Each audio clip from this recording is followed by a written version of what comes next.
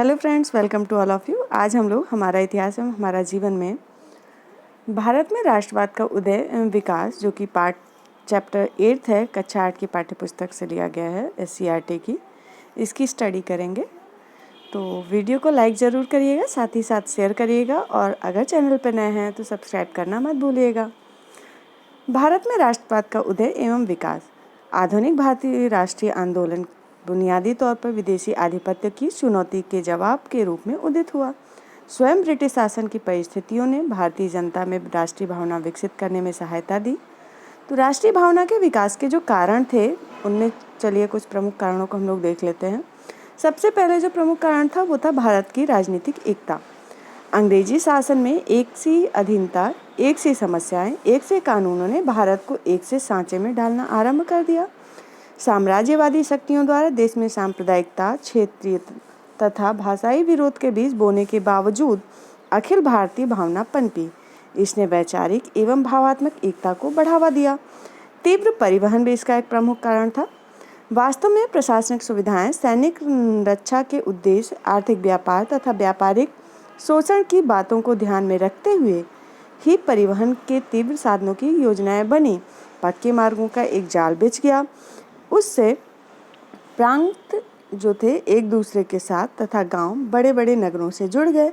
देश को एकता में बांधने वाला सबसे बड़ा साधन रेल था। डाक तथा संचार व्यवस्था। सन 1850 के उपरांत आरंभ हुई आधुनिक डाक व्यवस्था तथा बिजली के तार ने देश को एक करने में सहायता की। अंतर्देशीय पत्रों, समाचार पत्रों तथा पार्सलों को कम दर में भेजने की व्यवस्था ने देश के सामाजिक, शैक्षिक, बौद्धिक तथा राजनीतिक जीवन में एक परिवर्तन ला दिया। डाकखानों के द्वारा राष्ट्रीय साहित्य पूरे देश में भेजा जा सकता था। संदेशों के शीघ्रातिशीघ्र भेजने में बिजली के तारों ने क्रांति ला दी। आधुनिक संचार साधनों ने भारत के भिन्न भिन्न भागों में रहने वाले लोगों को एक दूसरे से संबंध बनाए रखने में सहायता मिली, जिससे राष्ट्रवाद को बढ़ावा मिला। जो अन्य प्रमुख कारण था वो था नए बुद्धिजीवी वर्ग। नए जो बुद्धिजीवी लोग थे प्रायः कनिष्ठ, प्रशासक, वकील, डॉक्टर, अध्यापक इत्यादि थे। इनमें से कुछ लोग इंग्लैंड में भी शिक्षा प्राप्त कर चुके थे। उन्होंने वहाँ की इन राजनीतिक संस्थाओं की व्यवस्था भी देखी थी। यहाँ लौटने पर उन्हें यह अनुभव हुआ कि उनके मौलिक अधिकार सोने के बराबर हैं और वातावरण में दास्ता ही दास्ता है। अंग्रेजी पढ़े लिखे बुद्धिजीवी वर्ग अपने राजनीतिक अधिकारों से परिचित थे। उन्होंने अनुभव किया कि सन 1833 के चार्टर एक्ट तथा रानी विक्टोरिया की सन 1858 में की गई घोषणा में दिए गए वचनों के बावजूद ऊंचे ऊंचे पदों के द्वार भारतीयों के लिए बंद ही थे। यही लोग नवोदित राजनीतिक असंतोष का केंद्र बिंदु बने तथा भारतीय राजनीतिक संस्थाओं को नेतृत्व प्रदान किया। अंग्रेजी भाषा भी इसका एक प्रमुख कारण था। भारत के विभिन्न क्षेत्रों में स्थानीय बोलियों का प्रचलन था। विभिन्न भाषाई क्षेत्रों के मध्य अंग्रेजी ने एक संपर्क भाषा की भूमिका का निर्वाह किया, जिससे कश्मीर से दक्षिणी ध्रुव तक सभी क्षेत्रों के निवासी अपनी बात एक मंच पर रख सकें। भारतीय समाचार पत्र एवं साहित्य की भूमिका राष्ट्रवाद में जो थी, भारत में राष्ट्रीय भावना के विकास में भारतीय समाचार पत्रों एवं साहित्य की महत्वपूर्ण भूमिका रही। इनके द्वारा भारतीयों ने देशभक्ति की भावनाओं का, आधुनिक आर्थिक, सामाजिक तथा राजनीतिक विचारों का प्रचार प्रसार किया तथा एक अखिल भारतीय चेतना जगाई। इन राष्ट्रवादी समाचार पत्रों में संवाद कौमुदी, ओम प्रकाश, बंगदूत, केसरी, हिंदू तथा अमृत बाजार पत्रिका प्रमुख थे। कौन कौन सी पत्रिकाएं थी? कौमुदी, सोम प्रकाश, बंगदूत, केसरी, हिंदू और अमृत बाजार। ठीक है। इसी प्रकार साहित्य रचनाओं में जो थी वो आनंद मठ, भारत दुर्दशा, गीतांजलि आदि ने राष्ट्रीय भावना जगाने में महत्वपूर्ण भूमिका निभाई। जो अन्य कारण था अंग्रेज शासकों का नस्लीय दंभ। भारत में राष्ट्रीय भावना के विकास का एक अत्यंत महत्वपूर्ण कारण जो था अंग्रेजों की जातीय श्रेष्ठता का दंभ। भारतीय यूरोपीय लोगों के क्लबों में नहीं जा सकते थे और उन्हें गाड़ी के उस डिब्बे में यात्रा करने की अनुमति नहीं थी जिसमें यूरोपीय यात्री जा रहे हों। आर्थिक राष्ट्रवाद भी इसका एक प्रमुख कारण था। अंग्रेजों की पक्षपातपूर्ण आर्थिक तथा राजस्व नीति की प्रतिक्रिया के रूप में भारत में राष्ट्रवाद का उदय हुआ। 19वीं शताब्दी के पूर्वार्ध में इंग्लैंड औद्योगिक क्रांति का नेता था और उसे अपने सस्ते कच्चे माल तथा तैयार माल के लिए एक मंडी चाहिए थी। भारत की सभी आर्थिक नीतियां, कृषि, उद्योग, वित्त, शुल्क, विदेशी पूंजी निवेशन विदेशी व्यापार, बैंक, व्यवसाय इत्यादि अंग्रेजी अर्थव्यवस्था को बनाए रखने के लिए गठित की गई थी। जब कभी किसी भारतीय विकास तथा अंग्रेजी हितों में टकराव होता था तो बलि सदैव भारतीय हितों की ही होती थी। इस व्यवस्था का दादा भाई नौरोजी ने अपनी पुस्तक the poverty and un British rule in India में धन निष्कासन के सिद्धांत द थ्योरी ऑफ ड्रेन के रूप में उल्लेख किया है। सन 1858 में भारतीय राष्ट्रीय कांग्रेस की स्थापना, जो सन 1858 से भारत के इतिहास में एक नए युग का आरंभ हुआ। उस वर्ष भारतीय राष्ट्रीय कांग्रेस के नाम से एक अखिल भारतीय राजनीतिक संस्था का जन्म हुआ। इस राष्ट्रीय कांग्रेस की मुख्य अवस्थाएं दृष्टिगोचर होती हैं। 1885 से 1919 ईस्वी के पहले चरण में भारतीय राष्ट्रीय कांग्रेस के ध्येय अस्पष्ट तथा संदिग्ध थे। यह आंदोलन केवल शिक्षित मध्यम वर्गीय बुद्धिजीवी वर्ग तक ही सीमित था, जो पाश्चात्य उदारवादी और अतिवादी विचारधारा से प्रेरणा लेता था। 1919 से 1947 ईस्वी के अग्रिम चरण में कांग्रेस ने पूर्ण स्वराज की प्राप्ति के लिए महात्मा गांधी के नेतृत्व में एक विशेष भारतीय ढंग अहिंसात्मक सहयोग अपनाकर आंदोलन किया। भारतीय राष्ट्रीय कांग्रेस की स्थापना में अग्रणी भूमिका Shri Allan Octavian Hume A.O. Hume नामक अवकाश प्राप्त अधिकारी की रही। वे उदारवादी अंग्रेज थे। कांग्रेस के प्रथम अधिवेशन में सम्मिलित होने वाले प्रमुख भारतीय नेता दादा भाई नौरोजी, काशीनाथ, फिरोज शाह मेहता, एस सुब्रमण्यम अय्यर, पी आनंद गोपाल, गणेश आगरकर और सुरेंद्र नाथ बनर्जी थे। व्योमेश चंद्र बनर्जी जो थे इस अधिवेशन के अध्यक्ष थे। जो पहला अधिवेशन था कांग्रेस का, उसमें व्योमेश चंद्र बनर्जी अध्यक्ष बने थे। और A.O. ह्यूम जो है, इन्होंने कांग्रेस की स्थापना में महत्वपूर्ण भूमिका का निर्वाह किया था। और प्रथम अधिवेशन जो था उसमें शामिल होने वाले भारतीय जो प्रमुख थे वो थे दादा भाई नौरोजी, काशीनाथ, फिरोज शाह मेहता, एस सुब्रमण्यम अय्यर, पी आनंद गोपाल, गणेश आगरकर और सुरेंद्र नाथ बनर्जी। ये सारे नाम इम्पोर्टेंट है, इसीलिए मैंने रिपीट किया, ध्यान रखिएगा। तो चलिए, कांग्रेस के प्रथम अधिवेशन में घोषित जो उद्देश्य थे उसको देख लेते हैं हम लोग। देश के विभिन्न भागों के राजनीतिक व सामाजिक नेताओं को एकजुट करना, इसका प्रमुख उद्देश्य था। दूसरा जो प्रमुख उद्देश्य था, भारतीयों में राष्ट्रीय एकता की भावना विकसित करना। और तीसरा, राजनीतिक और सार्वजनिक प्रश्नों पर अपने विचारों को अभिव्यक्ति देना या अभिव्यक्ति प्रदान करना। कांग्रेस के अधिवेशन में देश की हर वर्ग के लोगों की समस्याओं पर चर्चा होती थी। सरकारी नीतियों की आलोचना भी होती थी। कांग्रेस को कैसी नीतियां अपनानी चाहिए इसके बारे में प्रस्ताव पास किए जाते थे। कांग्रेस की जो है दो विचारधाराएं थी, एक तो था नरम दल, दूसरा गरम दल। नरम दल जो था, कांग्रेस के वे नेता जो शांतिपूर्ण तथा वैधानिक ढंग से देश की आवश्यकताओं को पूरा कराना चाहते थे, वे उदारवादी कहलाए। उनका विश्वास था कि अगर जनमत को उभारा जाए और प्रार्थना पत्रों, सभाओं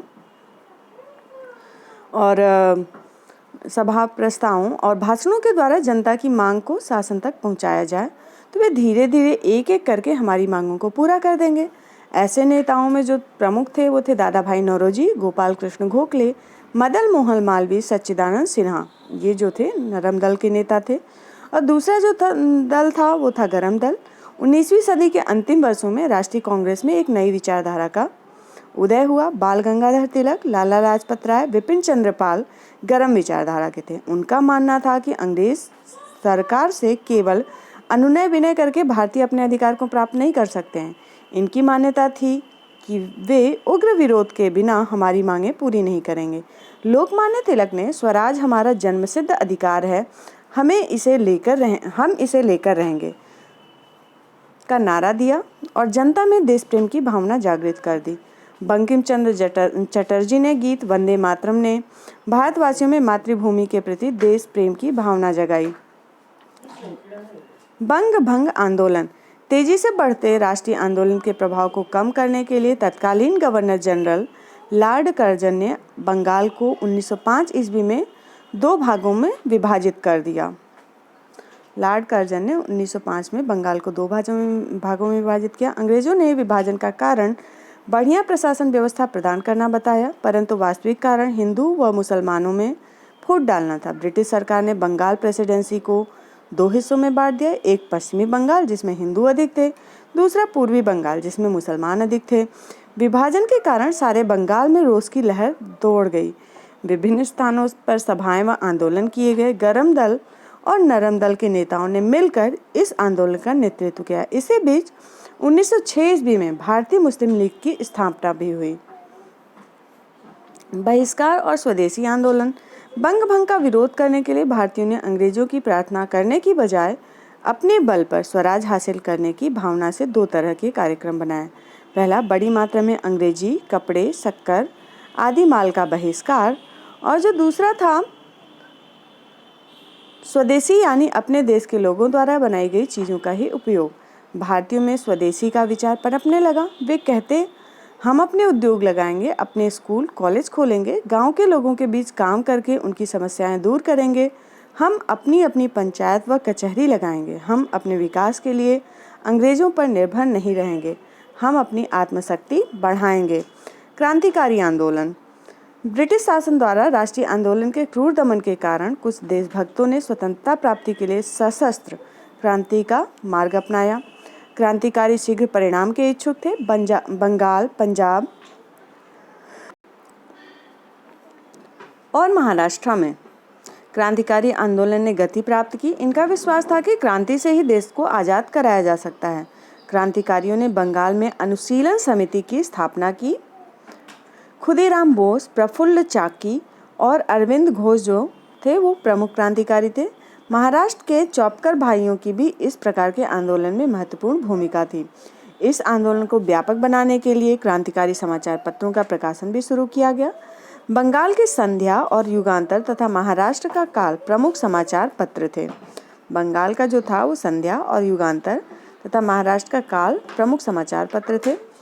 फिर मांटे मिंटो सुधार जो कि 1909 ईस्वी में आया। 1909 ईस्वी में ब्रिटिश सरकार ने भारतीयों को संतुष्ट करने के लिए नए सुधारों की घोषणा की। भारत में काउंसिल के सदस्यों की संख्या 16 से बढ़ाकर 60 कर दी। मुसलमानों के लिए सीट आरक्षित करके उनका पृथक निर्वाचन करने की व्यवस्था की, किंतु इससे भारतीयों में असंतोष कम नहीं हुआ।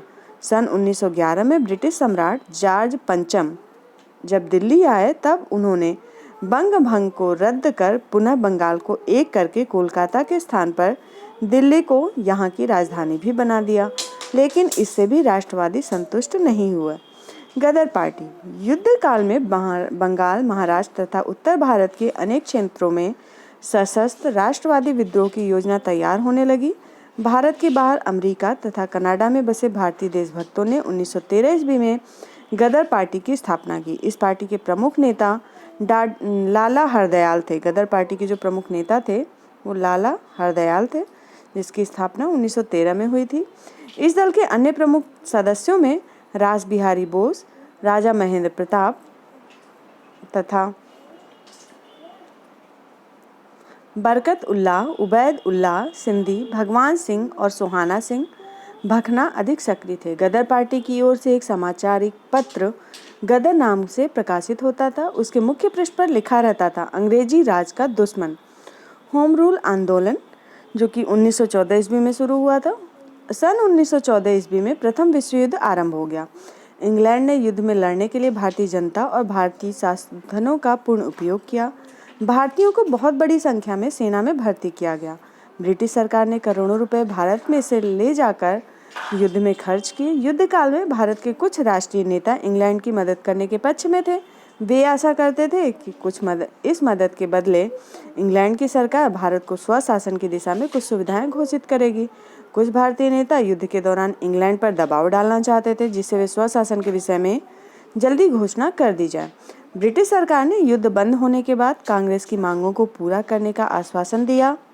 इसी आधार पर भारतीयों ने विश्व युद्ध में ब्रिटिश सरकार की सहायता भी की थी, किंतु युद्ध की समाप्ति के बाद अंग्रेज अपने वादे से मुकर गए। तो 1916 ईस्वी आते आते कांग्रेस के दोनों नरम और गरम दलों और दूसरी ओर कांग्रेस एवं मुस्लिम लीग में समझौता हो गया। इसी समय श्रीमती एनी बेसेंट एवं लोकमान्य बाल गंगाधर तिलक ने होम रूल आंदोलन जो है आरंभ कर दिया। चलिए कुछ पॉइंट्स और भी हैं, उनको भी देख लेते हैं। सन 1895 और 1905 में एक छोटे एशियाई देश जापान ने बड़े देश चीन और पश्चिमी देश रूस को युद्ध में हराया था। इन देशों की हार ने यह बता दिया कि सिर्फ बड़े देशों और पश्चिमी देशों का शक्ति में एकाधिकार नहीं है। उनकी इस हार में गर्म दल की सोच को भी काफ़ी प्रभावित किया था। सन 1914 में प्रथम विश्व युद्ध आरंभ हो गया था। इसमें इंग्लैंड, फ्रांस, इटली, रूस और जापान देश थे। अमेरिका भी बाद में इंग्लैंड और उसके पक्ष में होने वाले देशों की ओर से युद्ध में शामिल हो गया था। तो ये कुछ प्रमुख बिंदु थे जिनको जानना जरूरी था। फ्रेंड्स, आज का वीडियो कैसा लगा? अच्छा लगा हो तो लाइक करिए, शेयर करिए और सब्सक्राइब करिए। Thanks for watching. Bye bye.